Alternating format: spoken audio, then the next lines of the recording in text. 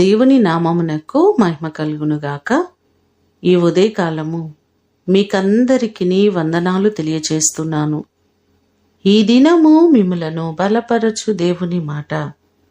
ఆశ్చర్య క్రియలు జరిగించు దేవుడవు నీవే. కీర్తనలు 77వ కీర్తన 14వ చరణం. ఆసాపు భక్తుడు దేవుని యొక్క గొప్పతనాన్ని, ఆయన యొక్క ఔన్నత్యాన్ని ఈ భాగంలో వివరిస్తున్నాడు. అద్భుతములు జరిగించు దేవుడవు నీవే అని ఆయన నామాన్ని ఘనపరుస్తున్నట్లుగా మనము చూస్తున్నాం.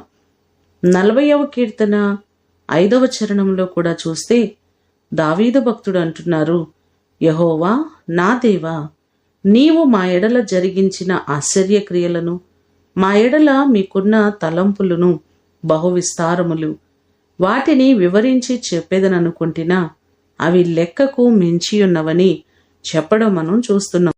మన దేవుడు మనందరి జీవితంలో ఎన్నో కార్యాలను చేస్తూ, అద్భుతములు చేస్తూ ఇప్పటి వరకు నడిపించారు, ఇప్పటి వరకు క్షేమం ఇచ్చారు.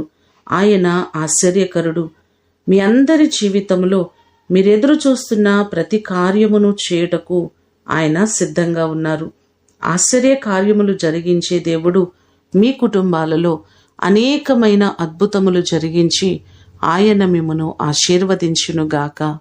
ప్రార్థన చేసుకుందాం.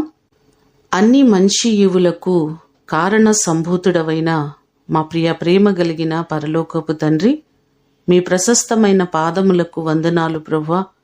ఆశ్చర్యక్రియలు జరిగించు దేవుడవు నీవే. ఇప్పటి వరకు మా జీవితాలలో ఎన్నో కార్యాలు చేస్తూ వచ్చారు.